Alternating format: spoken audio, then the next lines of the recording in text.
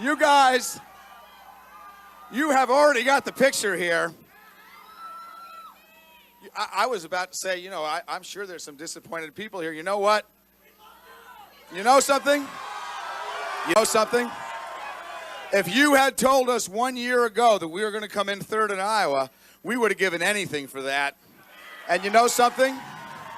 You know something?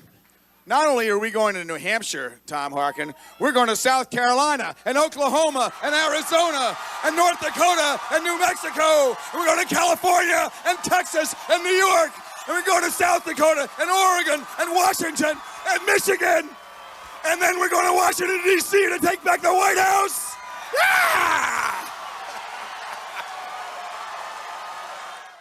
Yes, this is what you remember, the infamous scream. And even though it became the scream that was heard around the world, most people don't know what caused the scream. In fact, Howard Dean's campaign, which looked like it was on its way to winning the Democratic nomination in 2004, crashed and burned in Dean's first presidential contest, the Iowa caucuses. Prior to caucus night, most polls had Dean well ahead of the field, with House Minority Leader and neighboring Missourian Richard Gephardt in second place. Well behind the two frontrunners were Massachusetts Senator John Kerry and North Carolina Senator John Edwards. But just one day before caucus night, a poll in the Des Moines Register showed Kerry with 26% support, with John Edwards jumping into second place with 23% support, and former frontrunner Howard Dean with only 20%. And when all the votes were cast, John Kerry won a whopping 37.6% of state delegates, with John Edwards at 31.8%. Howard Dean was significantly behind, winning only 18% of delegates, and Richard Gephardt only won 10.6% of the delegates and dropped out the next day. But why did Dean come out of Iowa so overly optimistic? Well, that's a story that we will tell toward the end of this video because there are two different stories regarding the caucus night response. But this video is about Howard Dean himself, from his time as governor to his meteoric rise as a dark horse presidential candidate to the absolute collapse of his presidential ambitions. Welcome to Election History. My name is Dave, and I do videos about the history of campaigns, elections, candidates, political parties, and the likes. If these are the types of videos that you like, please subscribe to the channel and like the video, as well as share the video with others who are interested in election history. If you would like to help out a little more, you can give a one-time super thanks donation with the button down below, or you can become a member of my Patreon. Here is the current list of my Patreon members to the channel. I want to thank all of those for helping out this channel, and thank you for watching my videos and your support. Now, onto today's video. In 1980, Howard Dean, a delegate for Jimmy Carter at the Democratic National Convention, was already on the radar of those in Vermont politics as an up-and-comer on the political scene. According to the Times Argus, quote, "A politician to watch in the years to come, Democrats here were agreed, is Howard Dean, a young Burlington physician who came to the convention as a Carter delegate. Dean had little, if any, to do with Vermont politics before this year, mostly because he was preoccupied with medical school. But he impressed top Democrats when he did get involved." End of quote. Over the next year, Dean would be a community activist regarding pedestrian safety in the city of Burlington and being involved with a number of community organizations. On October 20th, 1981, Dean was elected the chairman of the Chittenden County Democratic Party. The first challenge for Dean as Democratic Party chair was the upcoming Burlington City Council elections, in which the Citizens Party, the party of the incumbent mayor, one Bernie Sanders, challenged the Democrats who had held control of the city for over 30 years. On Election Day, which was March 2nd, 1982, and saw a record turnout for a non-mayoral election, the Democrats won only one seat, with Bernie Sanders' Citizens Party winning 3 seats and the Republicans picking up 2 seats. Because not all of the seats were up for re-election, the Democrats still had some members on the city council, but now no single party had control of the body. Many Democrats complained that Bernie Sanders' Citizens Party took votes away from Democratic candidates, which caused their defeats. Sound familiar? Anyway, not all people looked at it the same way, including Howard Dean. After the election, Dean said that the Democrats had lost progressive, liberal, and younger voters. He even said that the only way to revitalize the Democratic Party was to work with Sanders and his party. One of those that didn't agree was Joyce DeSaltos, one of the city council members that lost to the Citizens Party and was one of the strongest critics of Mayor Sanders. DeSaltos would often criticize Sanders as being radical, citing his policies as a fungus that needed to be stopped. But for most Democrats, as well as Howard Dean, they saw DeSaltos as an obstructionist in City Hall. To put it in modern terms, DeSaltos was a blue no matter who person, whereas Dean was looking at how the party could change to bring in more progressive and younger voters. Yeah, some things never change. Later that year, Dean ran for the Vermont House of Representatives and won. The next year, Sanders was up for re-election as mayor. Of course, the Democrats were thinking of running a candidate. One of those candidates was DeSaltis, with many Democrats not wanting her to run because she was confrontational and controversial. Still, some Democrats might have been questioning the loyalty of Howard Dean when it came to finding a Democratic candidate for mayor. In 1982, when talking about Sanders, Dean said, quote, "Philosophically, I don't have a lot of problems with him, but he's a hard guy to work with," end of quote. The Democrats did eventually pick someone, with that person being Vermont House Minority Leader Judith Stepney. Stepney wasn't confrontational when it came to Sanders and, like Dean, had agreement regarding a number of issues. Still, her late entry into the race put her at a disadvantage. She ended up losing the race against Sanders, with Bernie getting 52.1% of the vote.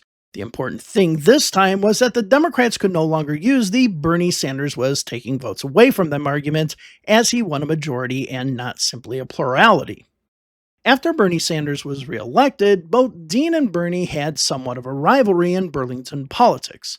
After Bernie was re-elected, both Dean and Bernie had somewhat of a rivalry in Burlington politics. For example, the Citizens Waterfront Group, a community organization that Dean was highly involved in, went after Sanders regarding the expansion of bike and walking paths along the waterfront, saying that Sanders was conducting negotiations behind closed doors with a group called the Alden Corporation, which was a group of investors that was looking to buy up land that could be used for these bike and walking paths. A month later, in January of 1984, Alden released their plans, and while Dean said that it was a good plan, the plan still had its flaws. Still, this did seem to cool down the rivalry between Dean and Sanders. On May 22nd, Dean announced that he was running for re-election to the Vermont House of Representatives, and at the same time no longer being the Chittenden County Democratic Party chair. Dean was unopposed to a second term to the Vermont House and became the House Assistant Minority Leader. But he wasn't to be in that position for long, as on July 31st, Dean announced that he was not running for re-election to his House seat, as he had planned to move out of the district and didn't want to run against an incumbent Democrat in his new district. Still, he didn't say that he was out of politics for good, and said that he had been considering running for Congress against Republican Jim Jeffords in Vermont's at-large seats, or for Mayor Burlington against Bernie Sanders. Eventually, he settled on a lieutenant governor's position, which he won easily. Dean would work alongside incumbent Governor Madeline Kunin, a Democrat who won her second term over Republican Peter Smith, and, of course, Bernie Sanders as an independent. Dean's time as lieutenant governor was pretty quiet. He mostly attacked Republican proposals in the state Senate, since he was lieutenant governor, thus the president of the Senate. But even though he was their opponent, he was also quite friendly with them. Since Dean was a doctor, he would often make house calls, allowing members of the state legislature to see him in his lieutenant governor's office if they weren't feeling well. In 1988, Dean, along with Kunin, ran for re-election and easily won, with Dean winning 66% of the vote. In 1990, Dean ran again and won again with 58% of the vote. However, the governor he was going to be working with was now a Republican. Former Governor Richard Snelling defeated State Senate President Peter Welch. Another interesting result was that Peter Smith, who won a seat in Congress in 1988 after losing to Governor Kunin, was defeated yet again by independent candidate Bernie Sanders. During Dean's third term as lieutenant governor, his role was more ceremonial, attending events like ribbon cuttings and presenting awards at schools around Vermont. Yes, he had the mundane work of the lieutenant governor's position regarding the state senate, which wasn't much. Still, he was being considered the top candidate to take on the incumbent governor. But nobody knew if Snelling was going to run again, though he had already raised over $40,000 for a re-election bid by July. Dean, who still had a lot of money left over from his previous election, had about $27,000 in the bank, but everything was about to take an unexpected turn.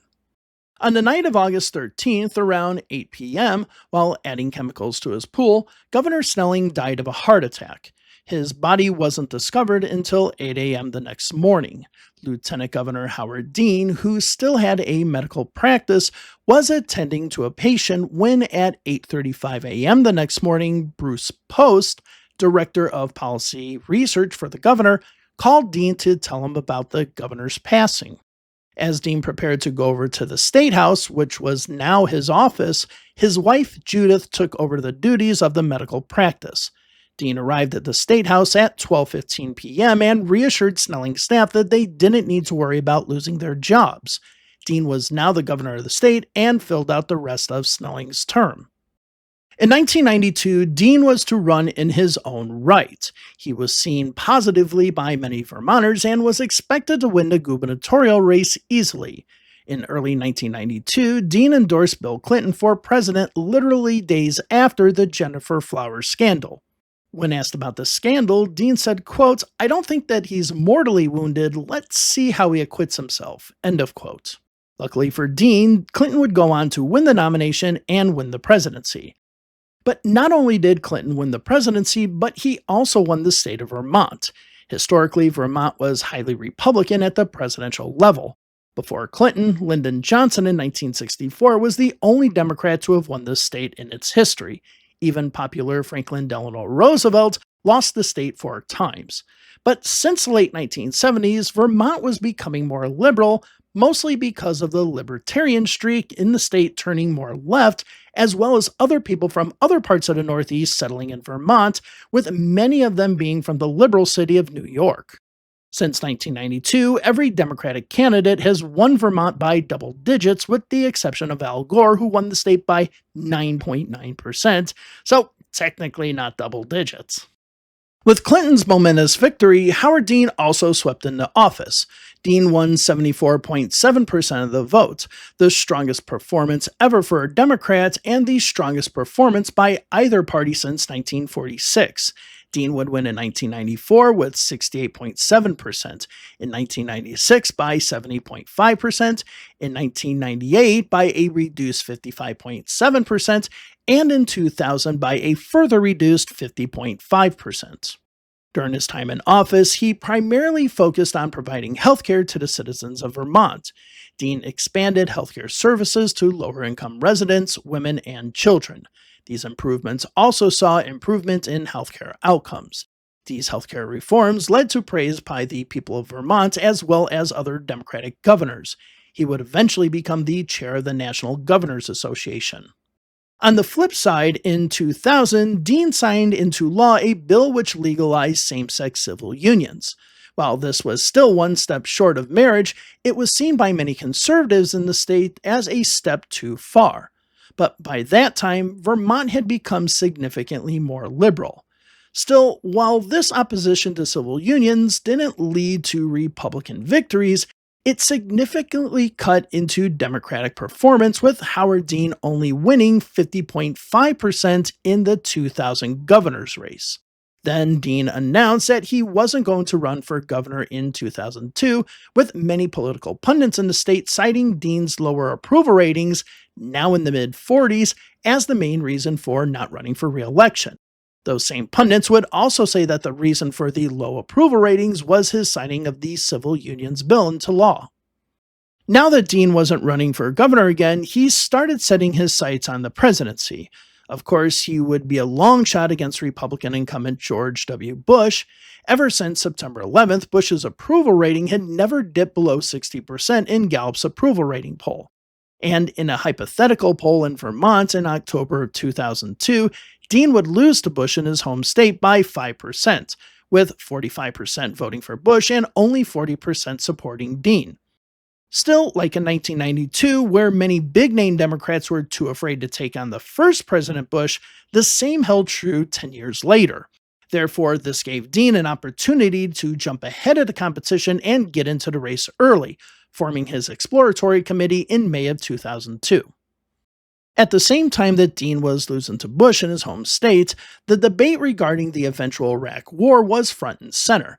In the same month that the Vermont poll was conducted, Congress approved the authorization for the use of military force in Iraq.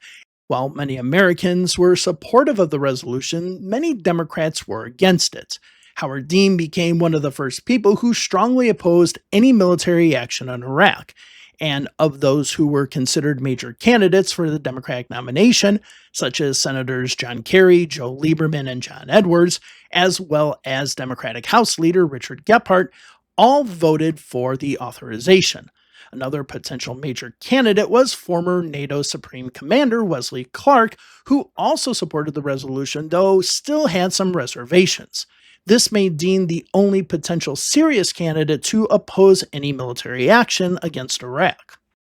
Those who were against the potential war in Iraq became one of the three pillars of Dean's electoral coalition. The second pillar would be those who were supportive of same-sex civil unions and marriage, which didn't have universal support in the Democratic Party. The third pillar of voters were those who were for a universal healthcare system. While Dean didn't explicitly have a plan for single-payer healthcare on day one, he supported incremental changes, such as the expansion of Medicaid and Medicare, which would eventually lead to universal coverage. While Dean was deemed the candidate most to the left in any potential Democratic primary, there was one issue that had some liberals worrying, and that was guns.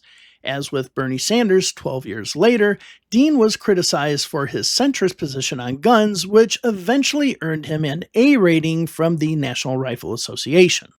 While not officially announcing that he was running for president, many already knew that he was running.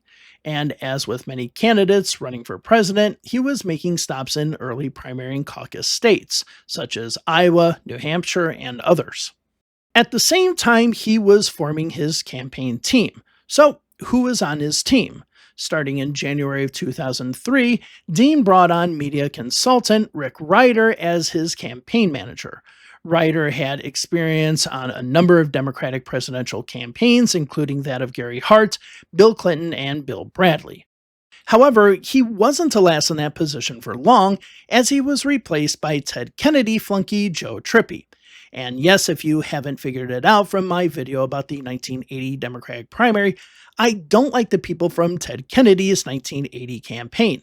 Much of his campaign staff has been responsible for many Democratic losses, including Bob Shrum, who would go on to be John Kerry's campaign manager in 2004, eventually losing to George W. Bush.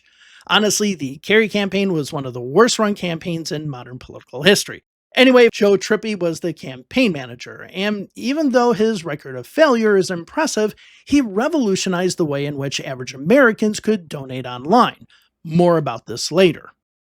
Dean also had a number of deputy campaign managers. First was Robert Rogan, who had worked with Dean in Vermont, but also had experience with Bob Graham and Lawton Chiles in Florida. Another was Tom McMahon, who was the advance man for the campaign.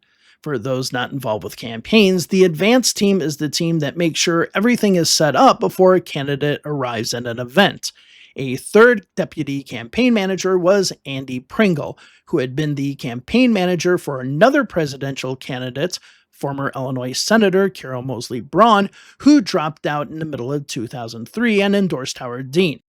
One of his chief fundraisers and campaign co-chairs was Steve Grossman, who was also the former president of AIPAC.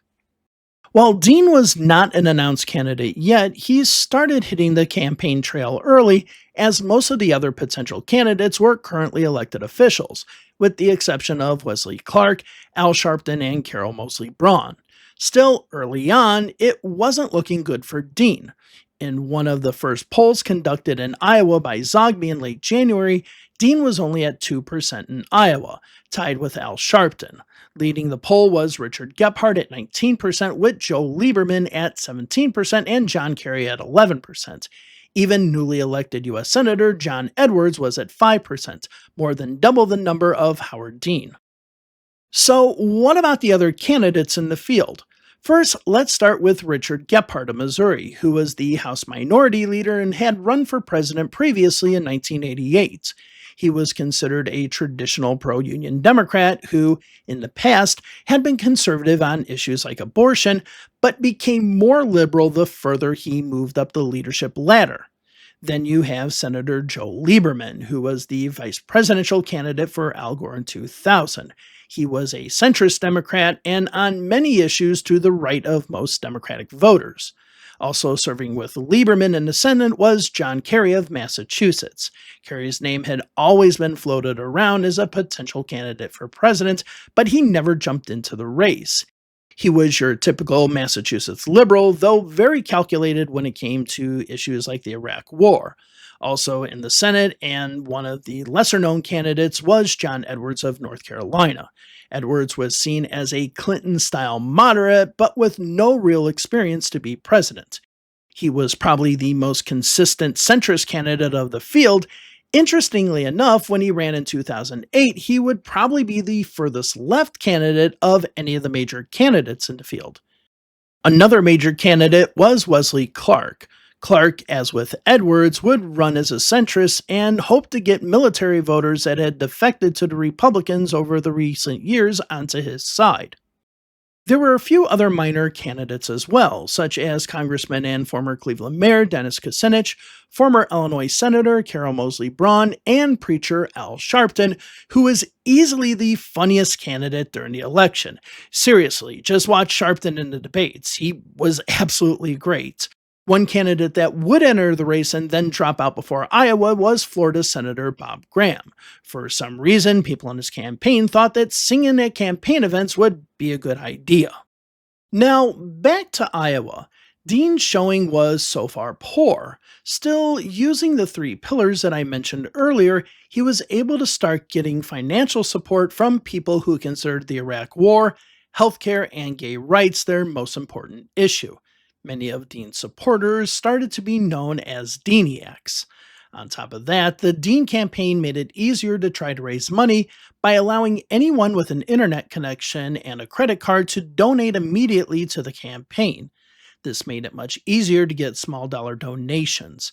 But it wasn't just the ability to get small donations, but the Dean campaign collected email addresses to ask for donations later. The campaign would send out emails that would show a fundraising goal and then ask those who had previously donated to donate yet again to reach that fundraising goal. This all sounds very mundane for any political campaign nowadays, but in 2004 it was revolutionary and the only good thing that Joe Trippi has ever done in politics. But it wasn't just the fundraising that was mattering, but so was Dean's messaging. Unlike Kerry, Lieberman, Gephardt, or Edwards, Dean was campaigning as if he had nothing to lose and viciously went after President George Bush on every issue, particularly the Iraq War. The other candidates, who were still in elected office, were shy to go after the president, usually trying to find some sort of middle ground to answer any controversial questions. And even though Dean spoke his mind, the media, as well as other candidates, started portraying Dean as an angry candidate. This attack as the angry candidate was mainly used to criticize Dean's electability. Basically, no angry candidate could beat George Bush. Still, with the money coming in, Dean was able to build an impressive ground organization in Iowa. His Iowa organization had been between 2,000 and 3,500 volunteers in 16 cities throughout the state. He also had a full staff in Iowa, as well as a 400-member staff nationally. And if you're wondering if this sounds a lot like what Barack Obama's campaign did in 2008, you would be correct. In fact, there are very little differences between the Obama campaign and the Dean campaign, with the main exception being that Obama didn't hire Ted Kennedy flunkies to run his campaign. By the middle of 2003, Dean's organization and messaging were strong, making him look a lot like the inevitable winner of the Iowa caucuses. November 2003 became an important month for the campaign.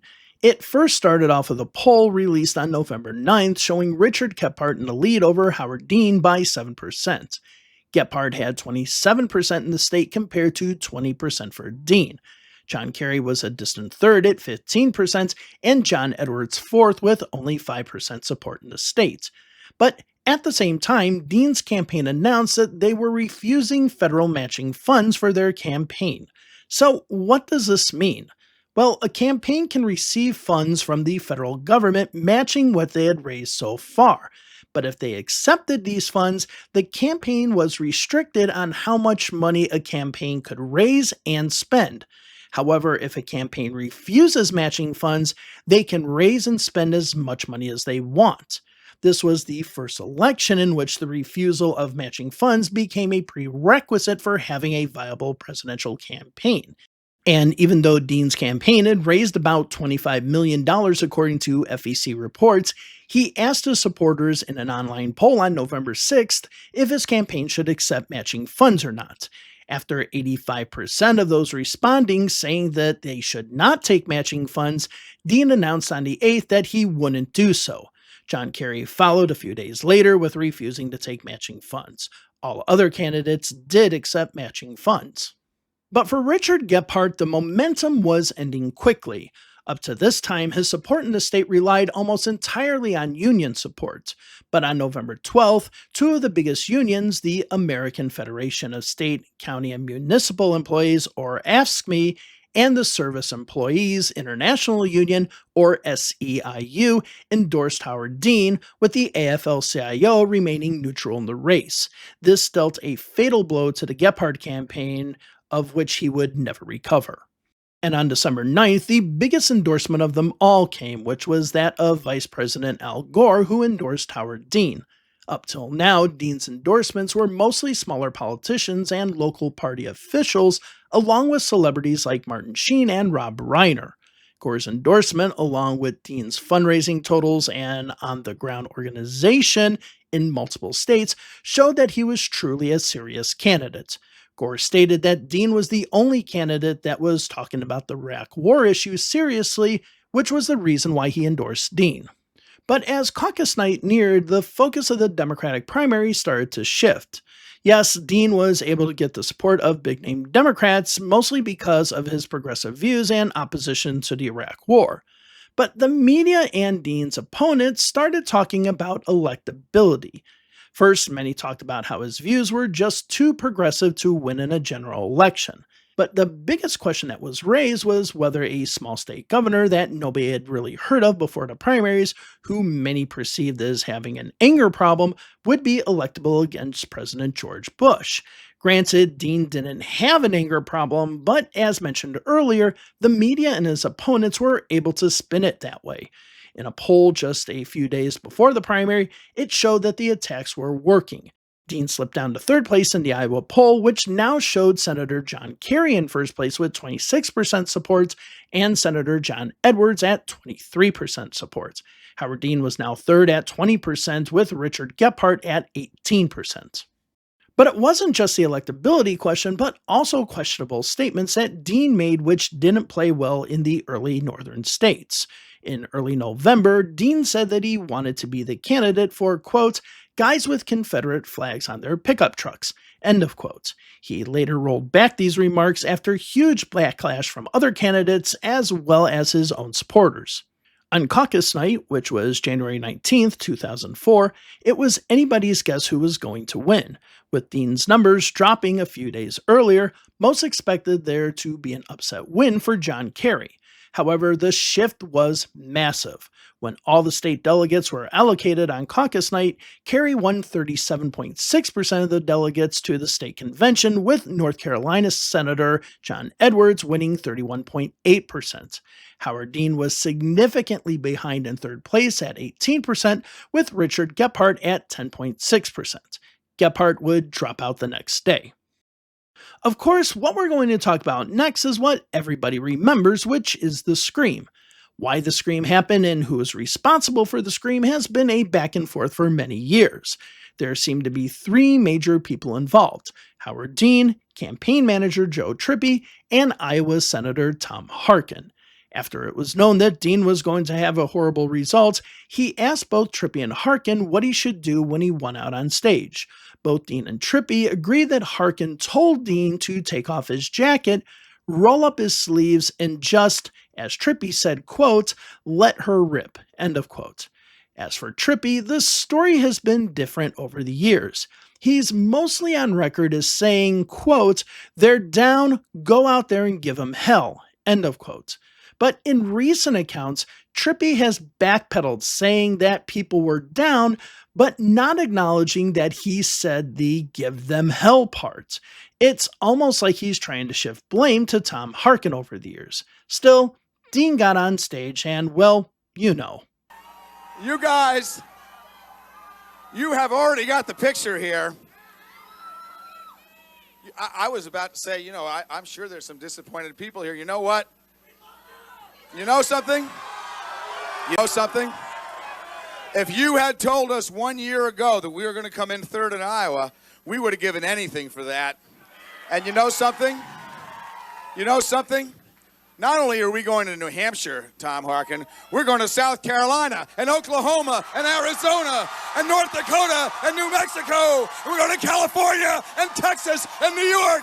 And we're going to South Dakota and Oregon and Washington and Michigan. And then we're going to Washington, D.C. to take back the White House. Yeah!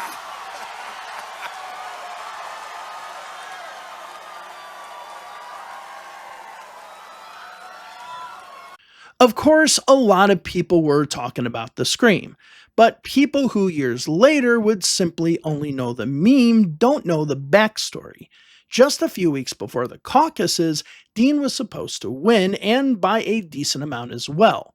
But finishing a distant third, Dean's reaction seemed totally disconnected from the reality of the situation. And while not actually angry during his speech, the fact that he came out yelling and looking unhinged sure didn't help. Basically, this looked very unpresidential for a candidate running for president. A number of those in the media would eventually say that they unfairly overplayed Dean's screen, but only did so after Dean dropped out. A little too late, guys.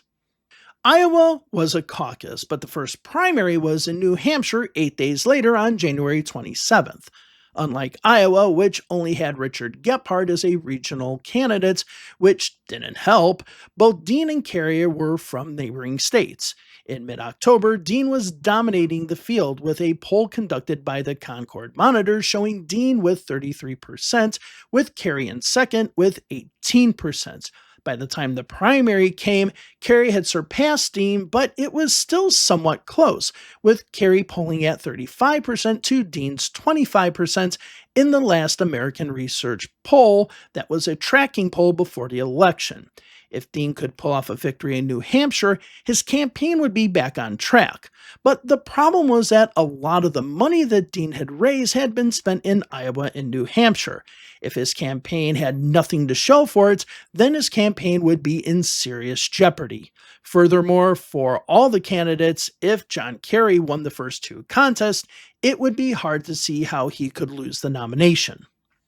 And that's exactly what happened, as John Kerry won the New Hampshire primary with 38.4% of the vote, with Dean a distant second at 26.3%. John Edwards was third with only 12% of the vote, but he wasn't expected to do well here.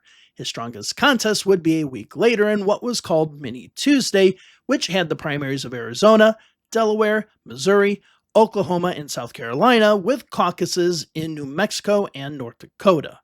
What was apparent is that many who had supported Dean earlier had shifted over to Kerry. One of the reasons was that Kerry started to harshly criticize the Iraq War, which caused a lot of defections. The saying, dated Dean but married Kerry, started making its rounds. The day after the primary loss, Dean shook up his campaign team as he was in desperation mode now. Gone was Ted Kennedy campaign flunky Joe Trippi, who was replaced by Roy Neal, Gore's chief of staff when Gore was a senator and vice president. Now, some people like to give Trippy credit because he brought Dean from nowhere to being a frontrunner for the Democratic nomination, but personally, I think that's giving Trippy too much credit. Dean initially had support because of the three pillars that I mentioned earlier. Had Dean been softly supportive of the Iraq War, then he would have polled in the single digits. His opposition to the war when other candidates were too afraid to speak out was the reason Dean propelled early. His campaign manager didn't have anything to do with it. Yes, we do have to give Trippy credit for making campaign contributions easier, as well as a decent field operation in Iowa and knowing how to use the internet. But it was also Trippy who blew over $42 million with only a distant third in Iowa and a disappointing second in New Hampshire to show for it. That's a lot of money to blow and have nothing to show for it. The mini Tuesday primaries were going to be a challenge for Dean. As with Jimmy Carter in 1976, he had hoped that the momentum from Iowa and New Hampshire would propel him into the lead, making these weaker states stronger for him. If he could finish second in a chunk of these states, then maybe he could regain some momentum. But as I mentioned, Dean's campaign had burned through a lot of money. The campaign basically had no money. There was about $3 million in the bank after New Hampshire, but the campaign also had around $3 million in campaign debt, essentially putting the campaign in the red.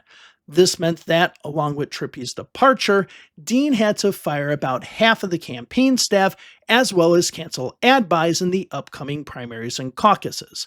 This cost-cutting also meant that Dean couldn't compete in all the mini Tuesday states. One of the states that they had to drop, though they had put a lot of effort into it, was Arizona, where they had been organizing for months. Mini Tuesday didn't go well for Dean. His best performance was in the New Mexico caucuses with 17% of the state delegates to the state Democratic Convention, with Kerry finishing first with 42% and Wesley Clark finishing second with 21%.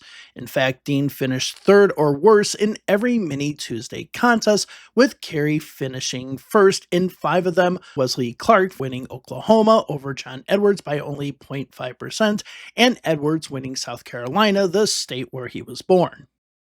But not all was lost for Dean, as the next 3 upcoming caucuses were contests where Dean could have a strong showing in Michigan, Washington, and Maine.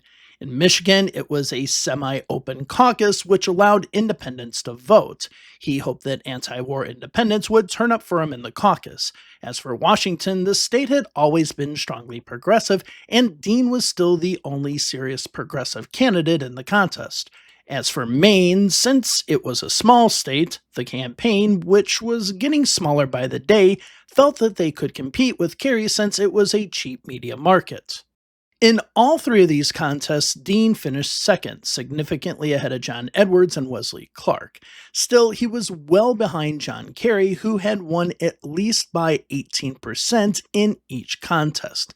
Yes, there were impressive performances, considering the campaign was broken, bleeding off staff daily, but at the end, these were just not enough to keep going. On top of that, superdelegates were starting to flock over to Kerry, making it harder for Dean as well as any other candidates to secure the nomination. Now the Dean campaign was in all or nothing mode. Most of the upcoming primaries and caucuses looked weak for Dean.